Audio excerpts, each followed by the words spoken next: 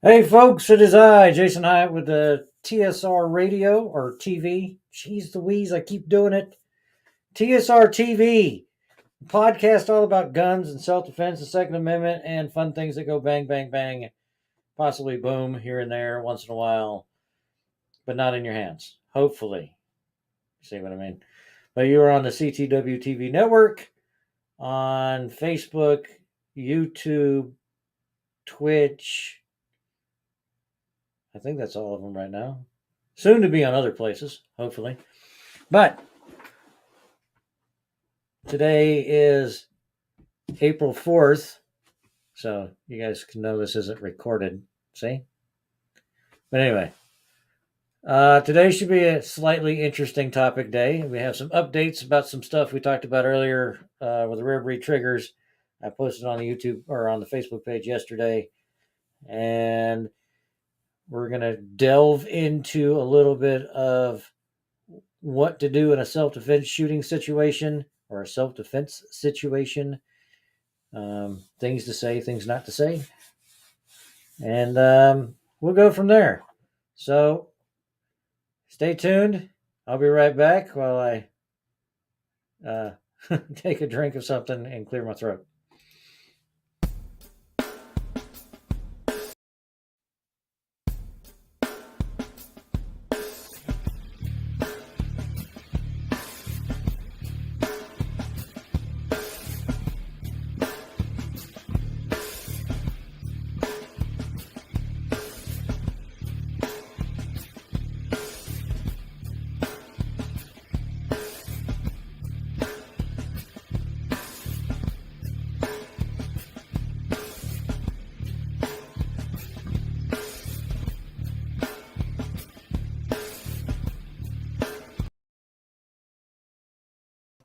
All right, now that I got the frog out of my throat, it's been a bit of a trying day, so bear with me. Um, so today I'm still going to ask the three questions, not the same ones as last week, but a new set of three questions, and we'll go from there. Remember, it is for one of these wonderful TSR Firearms and Forge stickers. I know, not much, but that's where we're at. Somewhere I put my pen. There it is. All right.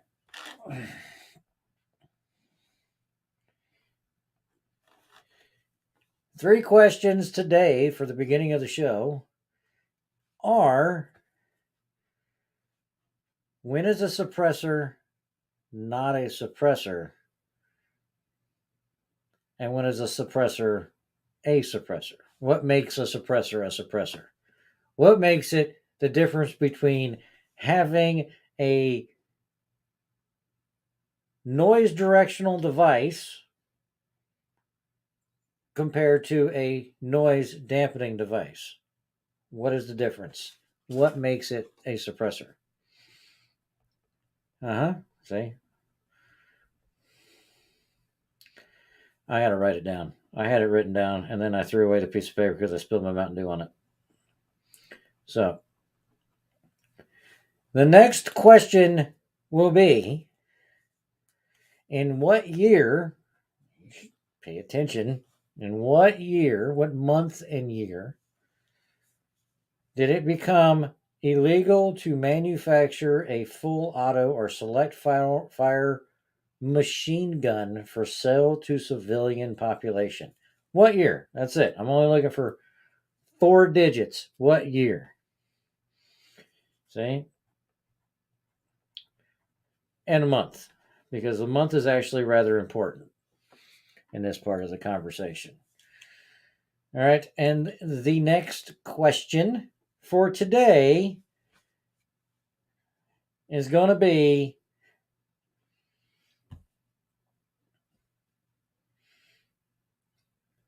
what is the difference between a K-frame Smith & Wesson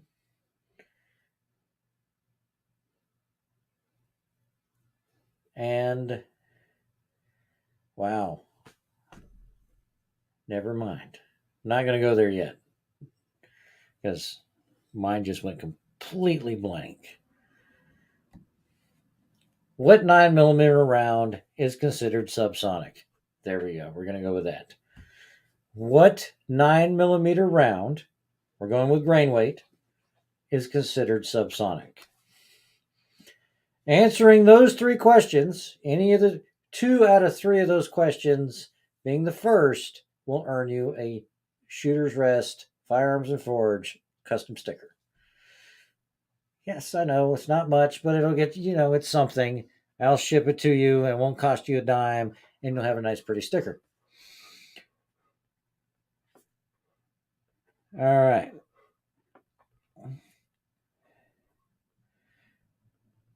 There we go. Notice every single one of those questions would have to be referred to as an NFA item. Not the particular device, but has to be in reference to the National Firearms Act items. So I'm going to go ahead and put the questions in the chat. So the first question is, what makes a suppressor a suppressor? Dumbing it down a little for myself because, I made it way too complicated the first time. And I think I misspelled it, but it's okay. What year and month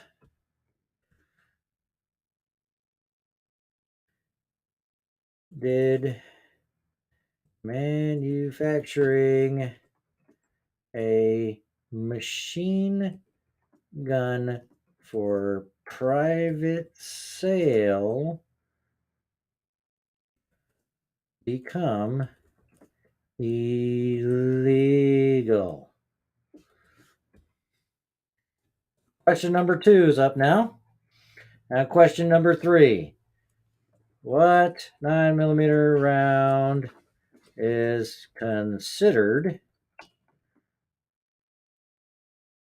Oh. Hey, Cody. Thanks for tuning in, brother. Is considered subsonic. Wow, I almost completely butchered that spelling. So I'm not looking at my fingers. All right. So the 3 questions are up.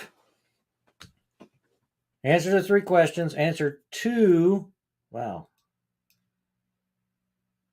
M round. That's supposed to be 9mm. Sorry. 9mm round. There you go. Going for grain weight. All right. So, with all this talk about the ATF and suppressors and NFA items, I'm going to go ahead and give you the update on the Rare Breed FRT Forced Reset Trigger.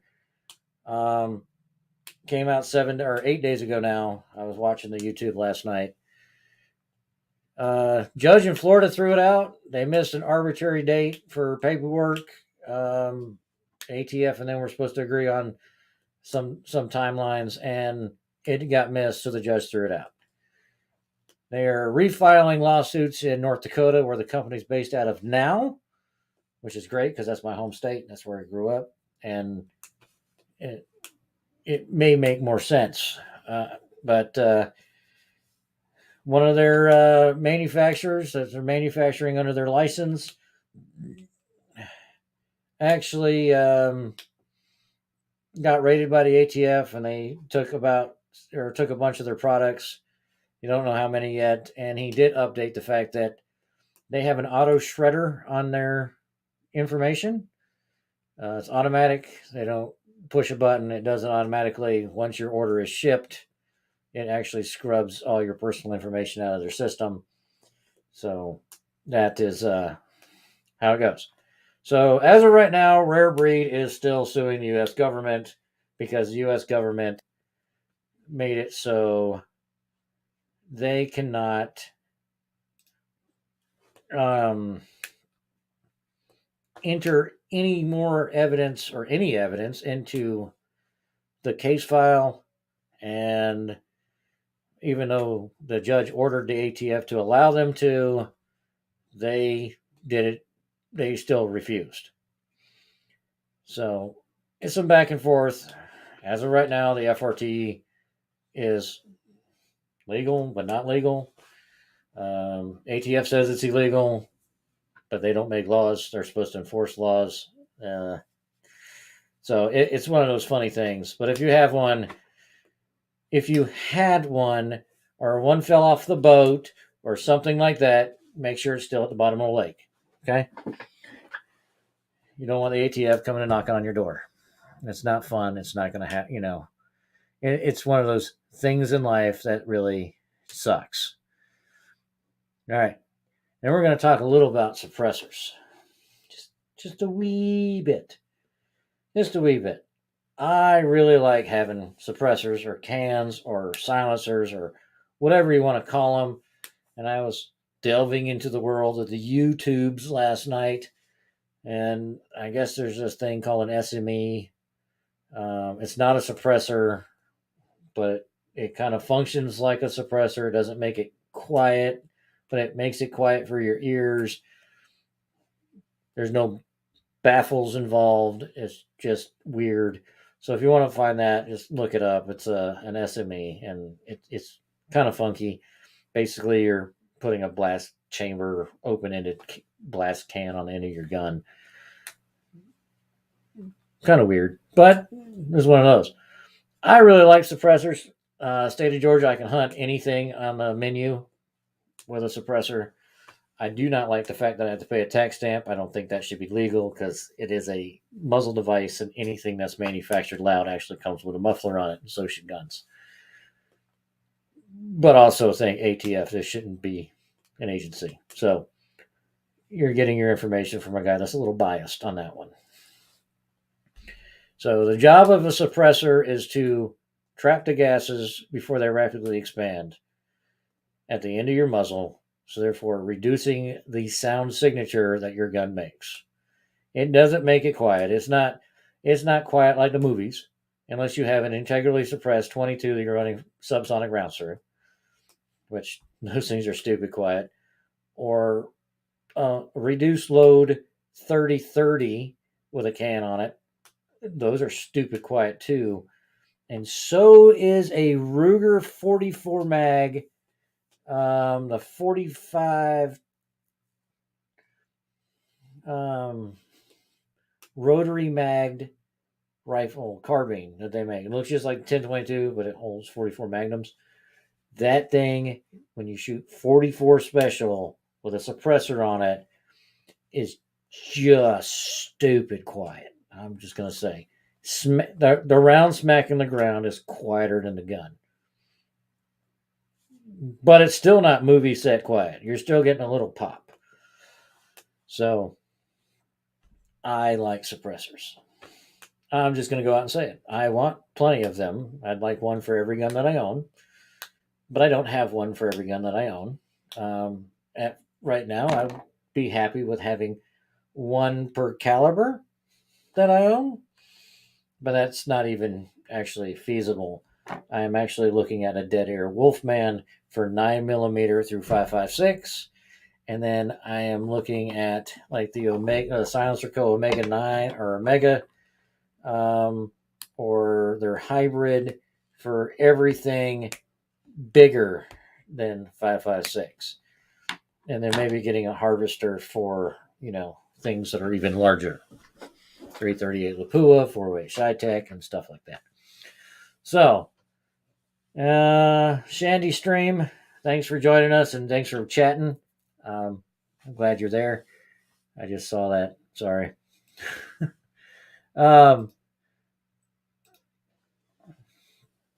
So, like I said, it's been a bit of a trying day. So, I'm going to try not to ramble and I'm going to try to stay on topic. But it is what it is. So,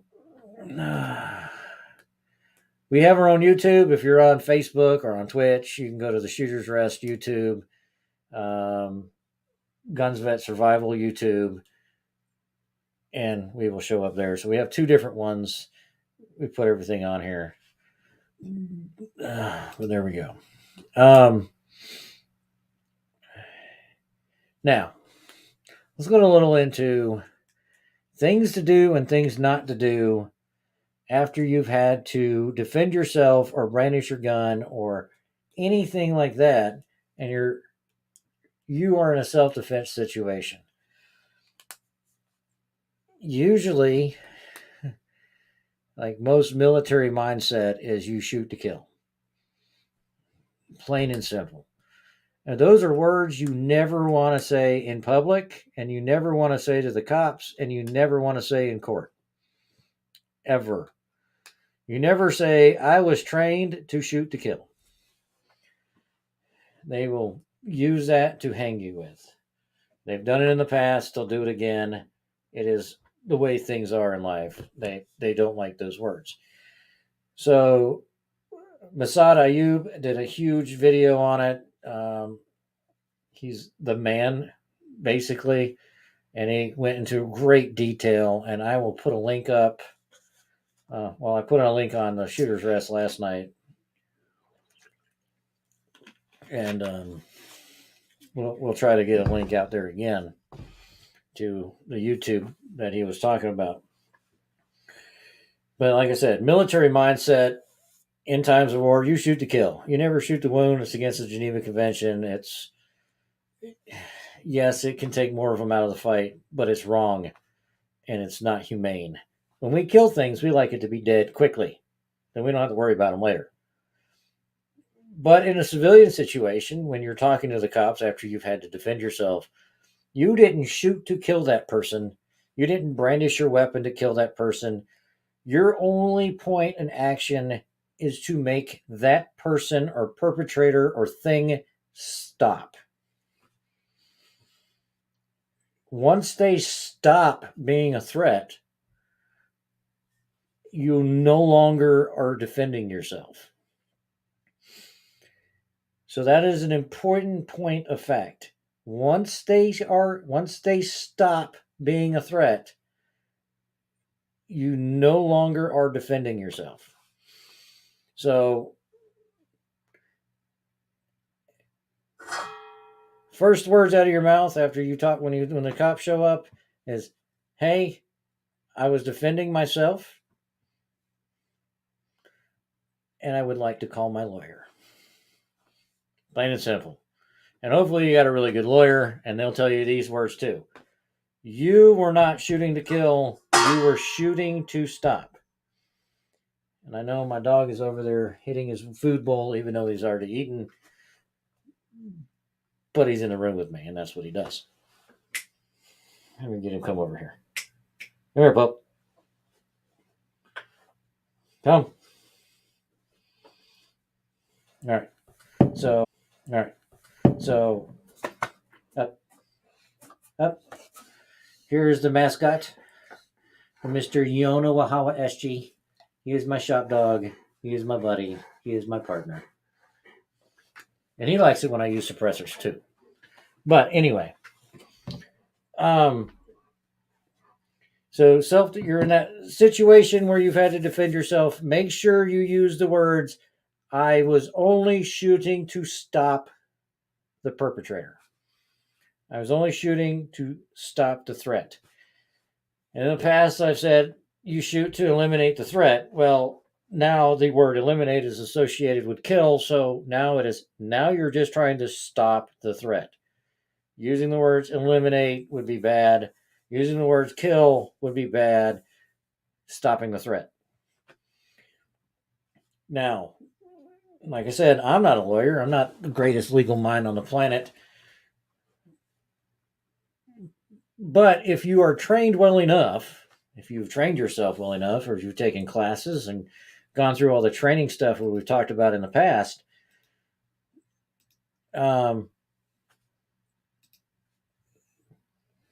stopping the threat should be, 2 in the chest, 3 in the chest. As Dan would say, tap 3 times. Pull that trigger 3 times and let it rip. Yeah, and that's what we're going to do. If it's still moving and still coming at you, it's still a threat. Shoot it again. If it's still holding on to the weapon, shoot it again.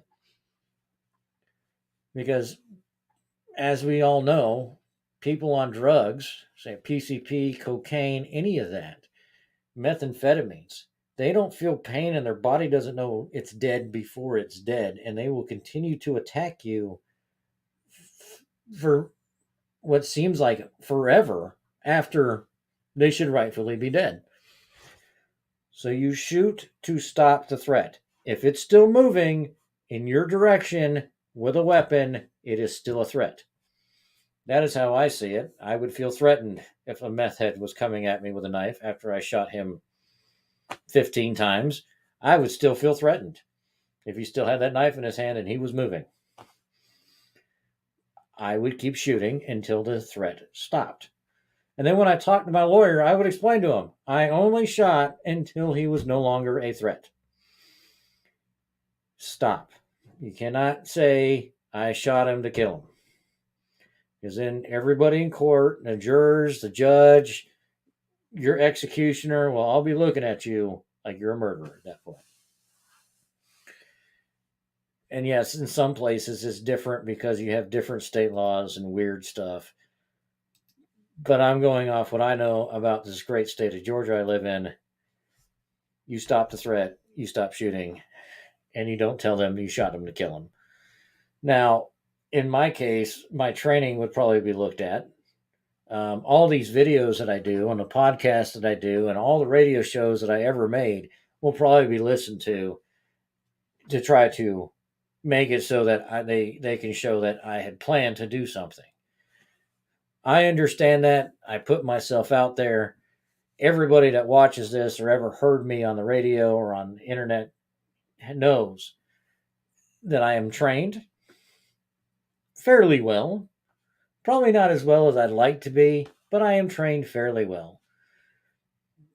I understand what my rights are, and I understand the laws, but they also know that in the past I've been trained to shoot to kill.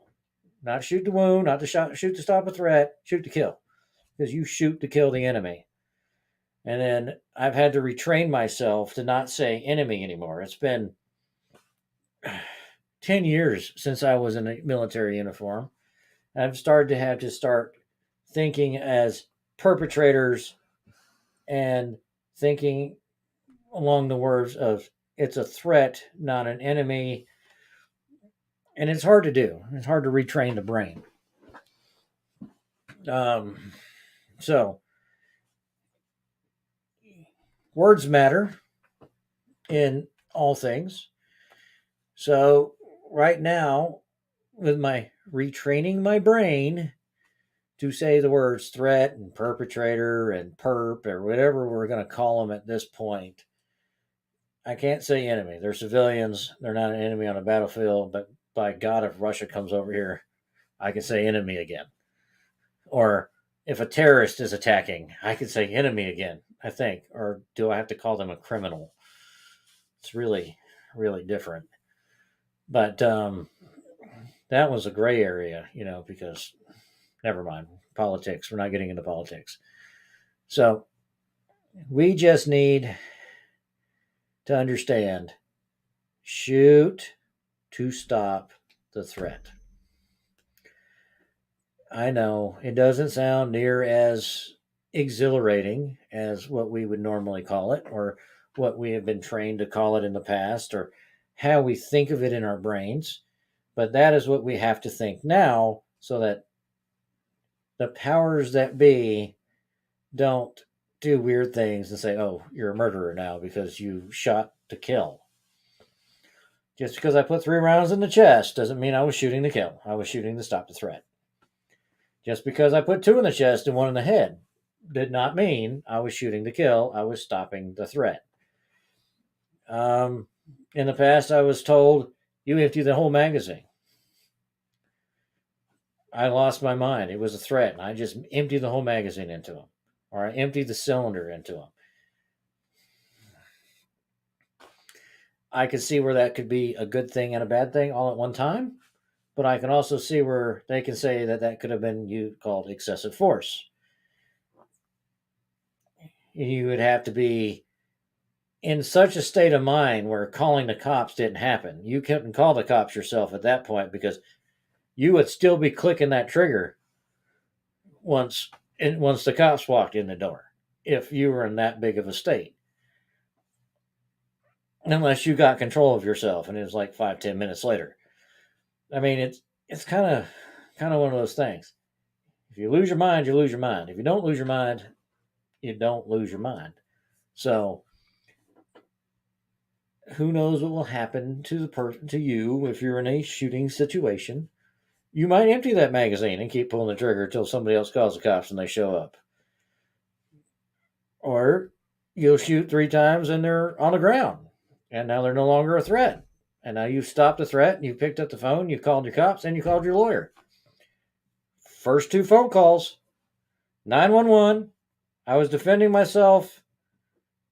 I shot to stop the threat, and that's it. That's all you say to them. Or obviously, you got to give them your location, name, all that crazy crap. And then once you're off the phone, you need to call your lawyer instantly. Call the lawyer. 911 lawyer. First 2 phone calls.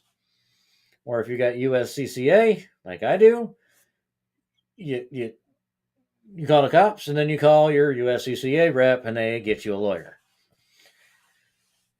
Which I will highly recommend having a company like USCCA or Law Shield or anybody that offers legal carry insurance for people that legally carry a firearm to protect your butt and provide you with a lawyer if you're in that situation.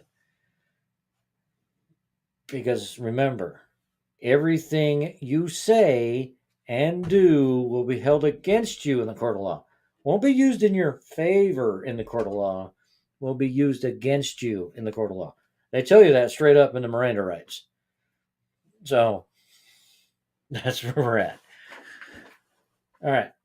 So I think we beat a dead horse enough there with the use of what words to use. Stop a threat. Let's go back over these questions. They're in the chat, whatever network, whatever you're on, they're in the chat. First person to answer them gets a TSR, the shooter's rest, firearms and forward sticker. It looks just like this logo right there. Yep, except for it says firearms and forwards right underneath it. See? Yep, it's pretty. All right. So back to the questions. Who can explain to me what makes a suppressor or a silencer or a can? What makes it what it is? What distinguishing features of that item make it what it is? What parts of it? What would it have to be to make it so you have to register it? And why would you not have to register one? Other than the ATF sucks and it shouldn't be on the NFA Act. But anyway, there's certain things out there, say a fuel catch can or filter thingy that they're selling everywhere, that if you drill a hole in the end cap and to the right diameter, they'll call it a suppressor, even though it's like a particulate filter. No. Yes, register. Something I don't believe in, but since I don't like prison, I'll have to do. Yeah. And don't worry, most of the time when they charge you with illegal firearms, they're charging you with tax evasion for not paying your $200 fine or tax.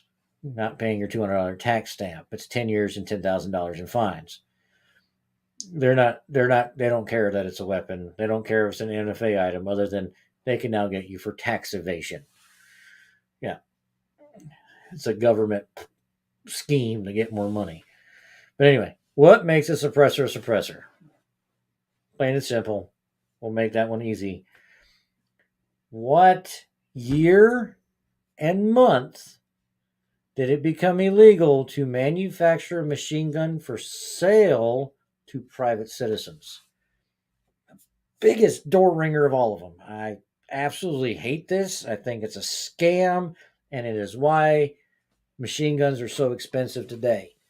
This date is super important because you can buy one manufactured. Yeah. Yeah, exactly. Yeah. Gotcha. Because you can buy one manufactured the month before this and be perfectly legal. You can buy one manufactured the first day of this month and be legal. But you can buy one manufactured the second day of that month, and up to now, it's illegal. Stupid. Stupid scam. It is what it is, but that's what it is. And the last question. What grain weight 9mm round is considered subsonic? This happens to be the grain weight I prefer running in almost every one of my 9mm.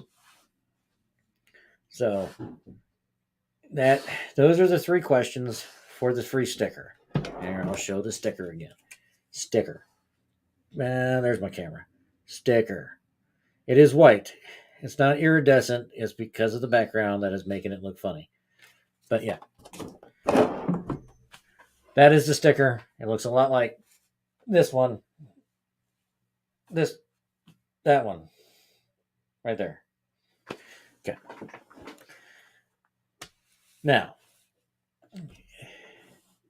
in the past, I've had the shooting whisperer himself, Dan Meadows, come on, and we've talked about the legalese of self-defense, and we've talked about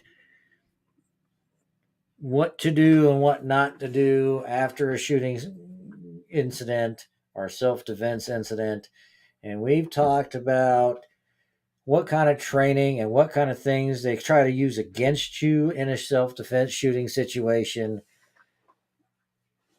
And we've told you before, you call 911 and then you call your lawyer. But what do you do when that cop keeps saying, hey, what happened? You keep your mouth shut. Because like I said, anything you say and do can be used against you in the court of law. There's nothing there that says they can use it in your favor or will use it in your favor. Now, if it's pretty clear it's a self-defense situation and you don't live in a ridiculous state like New York that says you have a duty to retreat, you probably aren't going to go to jail that night. You're going to lose a gun, but you're probably not going to go to jail that night. They'll investigate it as a homicide, and if it's pretty obvious, they will go, yeah, that was self-defense. Now, if it's not obvious, like in my situation, I have a brain injury.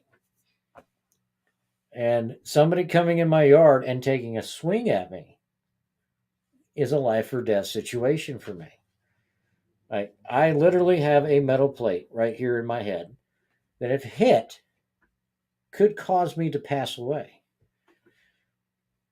I am very, very conscious of the fact that a 10-year-old kid could throw a rock and hit me and that I can die.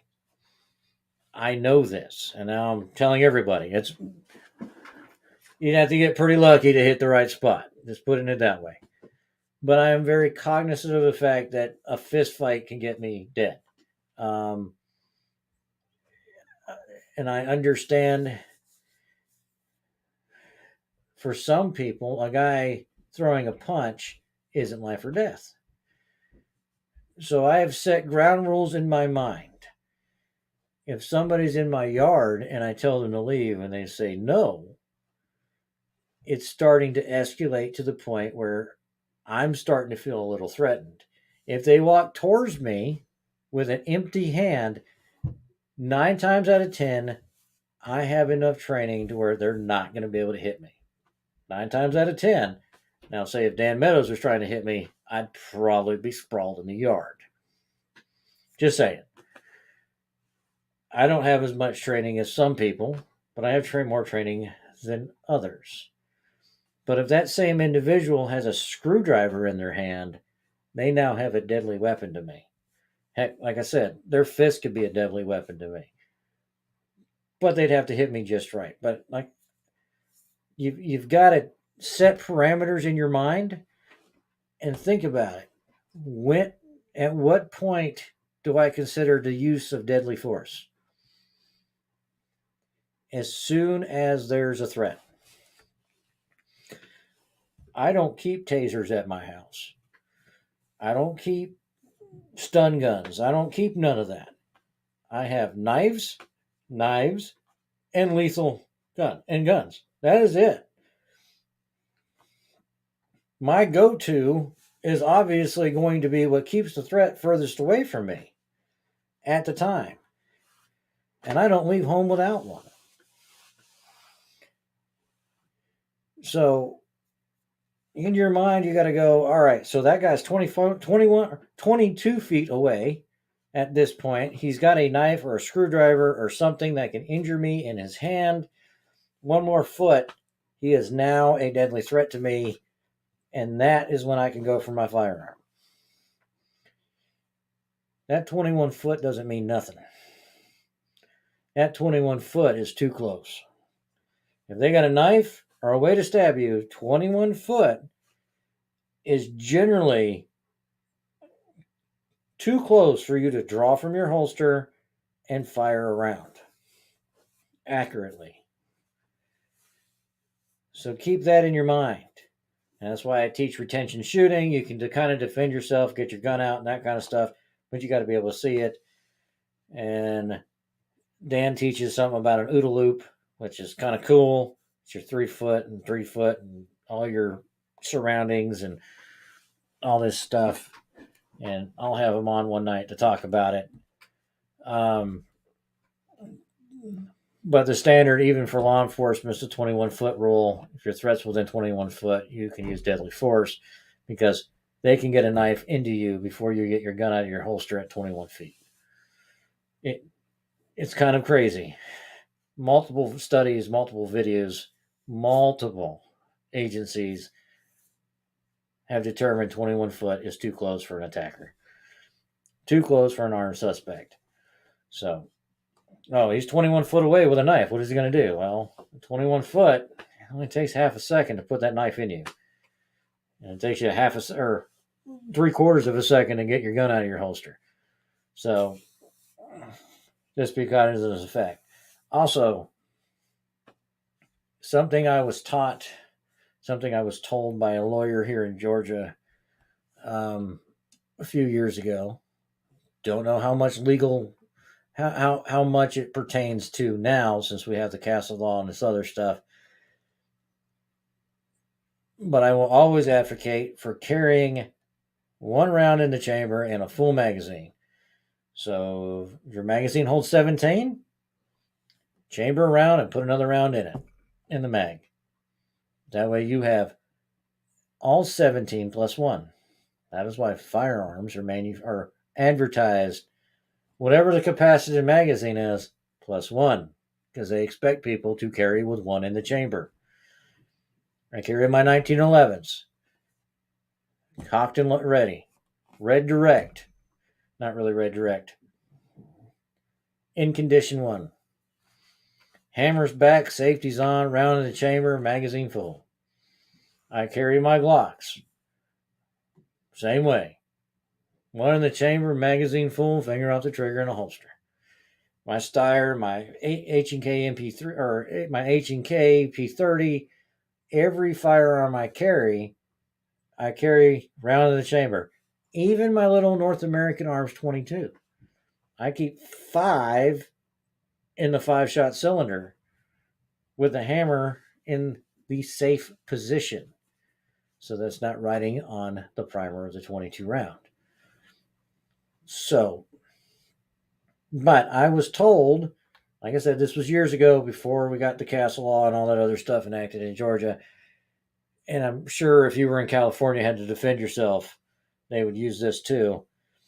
It can be considered intent. Can be considered intent if you have to load your firearm before engaging a threat. So, say you're carrying on a dry chamber and somebody's trying to kill you and you have to have to chamber around, then engage the threat, they can consider that intent because your first action was to load the weapon or firearm or pistol or rifle, whatever you're using. Your first action was was declaring that you intended to do something. And if they still became a threat, then it still really doesn't matter. But if you have to chamber around, you just took 2 seconds or 1 second, or however long it takes you to chamber around, draw your weapon, chamber around, then aim. You just added a step that didn't need to be in there. And it's no way that I would like to be. Be ready. Yeah, like I say, keep them loaded, keep them ready. That is the best way to do things. So, yes. All right. So, questions and comments you can post over here in the comments. Any platform you're on, you can post them.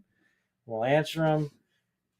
I asked that you put the answer to the 3 questions in there. Like I said, you have to answer 2 out of the 3 as accurately as possible. The first most accurate one.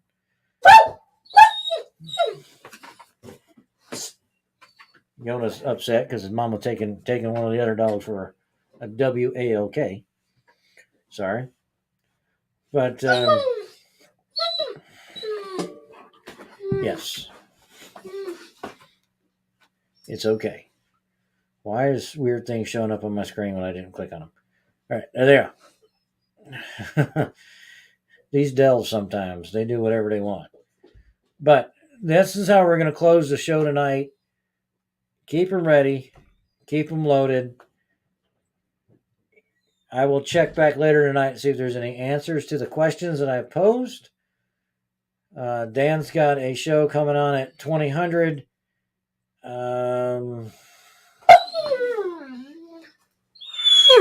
And Yona's going nuts. So, like I said, love y'all. Thanks for tuning in. I'll see y'all tomorrow night for Backyard Prepperversity at 6 o'clock. Have a wonderful evening.